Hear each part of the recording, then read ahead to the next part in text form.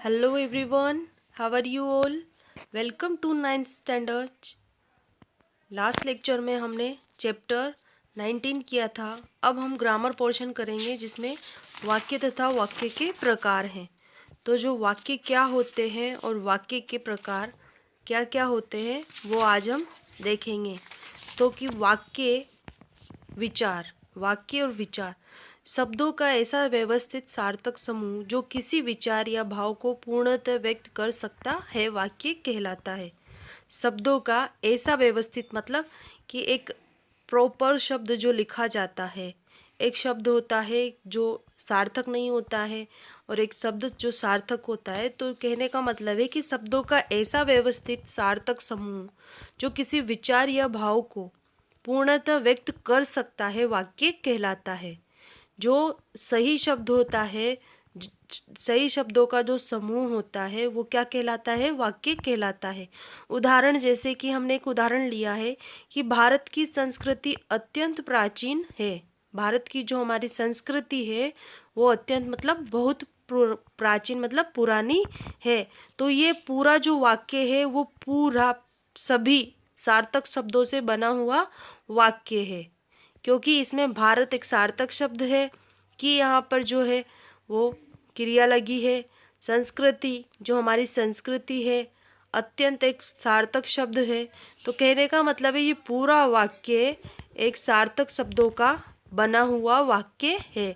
इस वाक्य में प्रयुक्त सभी शब्द पद अर्थवान सार्थक है, मतलब अर्थ वाले शब्द हैं। कोई भी शब्द ऐसा नहीं है जिसका अर्थ न हो।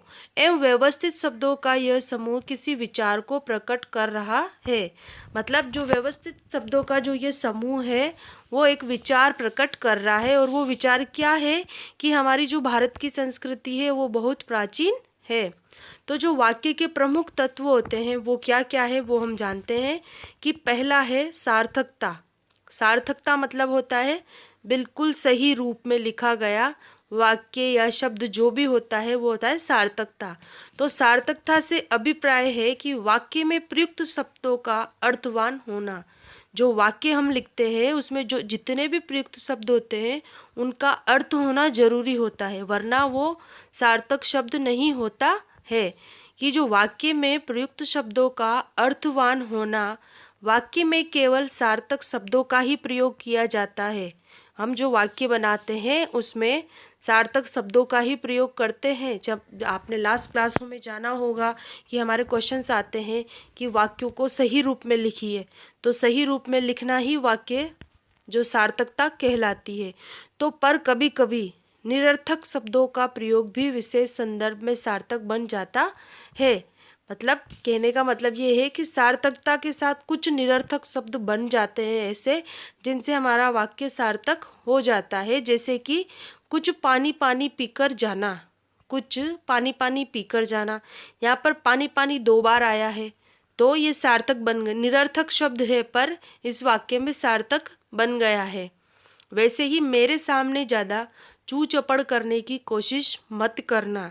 यहाँ पर चू चपड़ एक निरर्थक शब्द है पर इस वाक्य में जुड़ने से वो सार्थक बन गया है। कहने का मतलब ये है कुल पूरा कि जैसे वाक्य जो होता है वो पूरा सार्थक शब्दों से ही बनता है, और अगर उसके साथ निरर्थक शब्द आते हैं तो वो निरर्थक शब्द भी कभी कभी सार्थक बन जाते हैं। उपयुक्त वाक्यों में पानी पानी चू चपड़ निरर्थक होते हुए भी सार्थक की तरह प्रयुक्त हुए हैं, क्योंकि जो पूरा वाक्य है हमारा वो क्या है? सार्थक है। अब है हमारा दूसरा पॉइंट, योग्यता। तो वाक्य में जिन शब्दों का प्रयोग किया जा रहा है, ध्यान से सुनना कि वाक्य में जिन शब्दों का प्रयोग किया जा रहा है उनके अर्थ, जो उनमें अर्थ प्रदान करने की योग्यता या सामर्थ्य होनी चाहिए।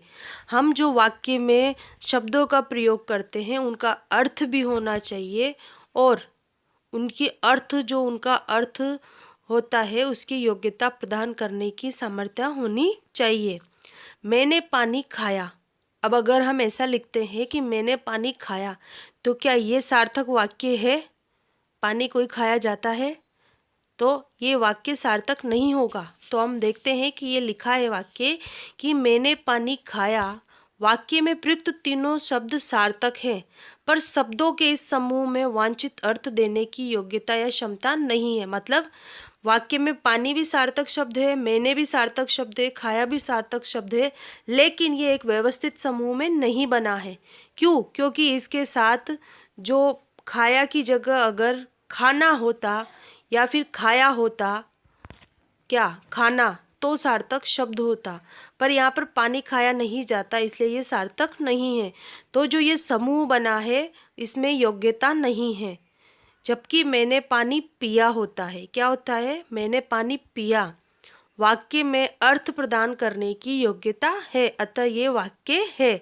मतलब मैंने पानी खाया, ये वाक्य सार्थक नहीं कहलाएगा, क्योंकि इसमें शब्द तो सारे सार्थक हैं, पर इसके साथ जो समूह बनता है वो व्यवस्थित नहीं है।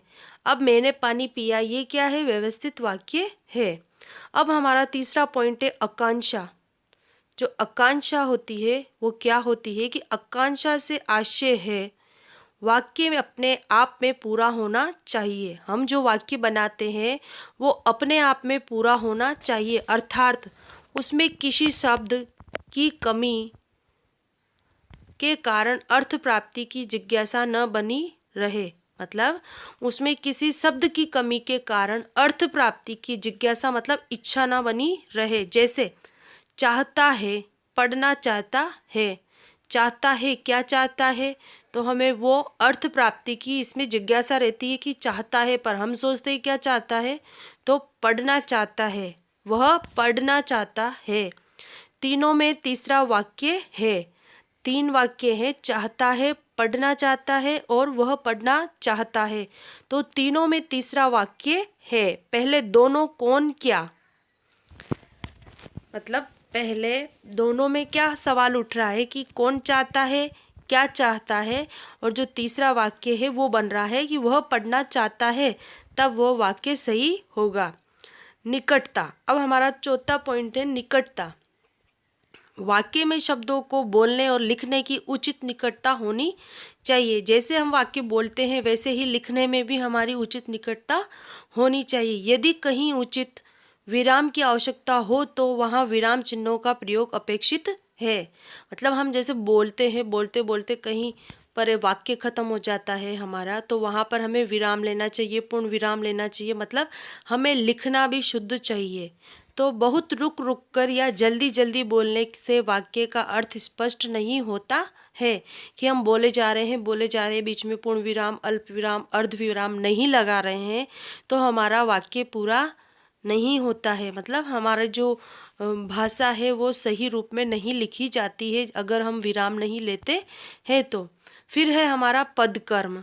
वाक्य का सही अर्थ तभी स्पष्ट होगा जब उसमें प्रयुक्त सभी पद उचित कर्मों में प्रयुक्त किए गए हों। मतलब पद में कि कोई भी पद सही कर्म में लिखा जाए तभी वो उचित होता है। जैसे कि मैंने केवल एक पत्र लिखा है, केवल पत्र एक है लिखा मैंने, तो यहाँ पर जो ऊपर वाला वाक्य है वो उचित क्रम में लिखा हुआ है कि मैंने केवल एक पत्र लिखा है, और नीचे क्या लिखा है? केवल पत्र एक है लिखा मैंने। तो यहाँ पर उचित वाक्य कौन सा है कि मैंने केवल एक पत्र लिखा है। उपयुक्त दोनों वाक्यों में एक जैसे शब्दों का प्रयोग किया गया है। प्रथम वाक्य से अर्थ निकल रहा है कि मैंने केवल एक पत्र लिखा है, एक से अधिक नहीं या पत्र लिखने के अलावा और कुछ नहीं किया। जबकि दूसरे वाक्य से कोई अभिष्ट या इच्छित अर्थ नहीं निकल रहा है। कहने का मतलब है कि जो वाक्य हम लिखते हैं उसका अर्थ हमें समझ में आना चाहिए कि हमने ये वाक्य क्या लिखा है। अब हमारा जो पांचवा छठा पॉइंट है वो है अन्वय। अन्वय है, अन्वय का अर्थ है मेल। मेल मतलब मिलाप। वाक्य में प्रयुक्त किए जाने वाले शब्दों में कर्ता, कर्ता मतलब जो कर रहा है, कर्म, वचन, कारक, क्रिया आदि में उपयुक्त मेल होना चाहिए। मतलब हम जो वाक्य बना रहे हैं उसमें कर्ता जो करता है, कर्म और वचन, एक वचन, बहुवचन, कारक, क्रिया आदि के उपयुक्त मेल होना चाहिए। मतलब इन सब का मेल होना चाहिए जब हम वाक्य बनाते हैं। अगर हमने ऐसे वाक्य बनाया, सपोज कि हमने लिखा मैं बाजार जाती हूँ, इसमें मैं बाजार जाती हूँ स्त्रीलिंग का प्रयोग हुआ है। अगर हम यहाँ लिखते हैं कि जैसे कि हमने पुल्लिंग लिया तो मैं बाजार जाता हूँ, इस तरह से हमें वाक्य बनाना है, सब चीज़ों का ध्यान रख के। तो उपयुक्त मेल होना चाहिए, अन्यथा वह वाक्य शुद्ध नहीं कहलाएगा। जैसे हम खाना खाता हूँ, हम खाना खाता हूँ, ये शुद्ध वाक्य है? नहीं है। यहाँ पर क्या होगा कि जो क्रिया का कर्ता से मेल नहीं है। क्यों? क्योंकि यहाँ पर खाना खाता हूँ नहीं, हम खाना खाते हैं। क्या आएगा? हम खाना खाते हैं। जो क्रिया है और कर्ता है उनका मेल होना जरूरी है।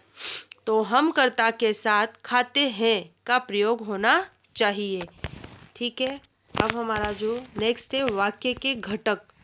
कि वाक्य के घटक क्या होते हैं कि जिन अवयवों को मिलाकर वाक्यों की रचना होती है उन्हें वाक्य के घटक कहते हैं।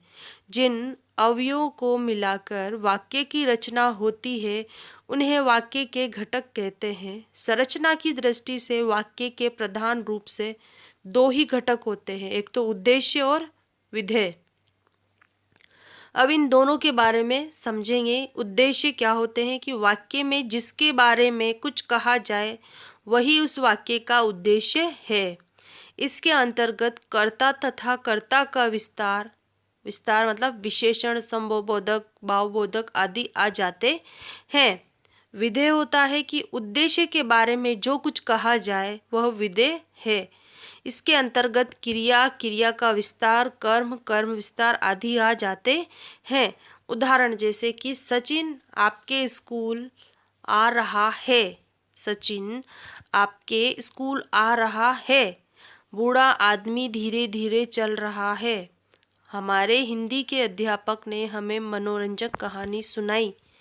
तारा का भाई नरेश कहानी की पुस्तकें धीरे धीरे पढ़ता है। अब यहाँ पर आपको एक फॉर्मेट दिया हुआ है जिसमें लिखा है वाक्य के कर्म, कर्ता, उद्देश्य, कर्ता का विस्तार, क्रिया, क्रिया का विस्तार, विधेय, कर्म और कर्म विस्तार। अब यहाँ पर जो सचिन है उसमें कर्ता का विस्तार नहीं है। क्रिया क्या कर रहा है? वो आने की क्रिया कर रहा है। फिर कर्म स्कूल जाने का कर्म कर रहा है और कर्म का विस्तार आपके। वैसे ही आदमी है, वो बूढ़ा है, कर्ता क्या है इसमें? बूढ़ा है। और क्रिया क्या कर रहा है? वो चलने की। और क्रिया का विस्तार कैसे कर रहा है? वो धीरे धीरे। ठीक है। वैसे ही अध्यापक ने क्या है? कर्ता। हमारे हिंदी के सुनाई, क्रिया क्या की उसने? सुनाई की। और कर्म कौन सा? हमें कहानी और मनोरंजक। वैसे ही हमारा ये तीसरा यहाँ पर है। इस तरह से हमने यहाँ पर इस लेक्चर में जाना कि वाक्य क्या होते हैं और वाक्य का कौन सा रूप सार्थक होता है। वाक्य तभी सार्थक होता है जब वो सार्थक शब्दों से मिलकर बना हो। तो यहाँ पर हमने वाक्य के बारे में जाना है। वाक्य के प्रमुख तत्व हैं सार्थकता, योग्यता, आकांक्षा, निकटता, पदकर्म और अन्वय। ये हमने किया। अब बाकी का हम लास्ट लेक्चर में नेक्स्ट लेक्चर में करेंगे। यहाँ तक हमारा कंप्लीट हो गया है। अब नेक्स्ट लेक्चर में हम जानेंगे कि वाक्य के कितने प्रकार होते हैं। So thank you so much. Have a nice day.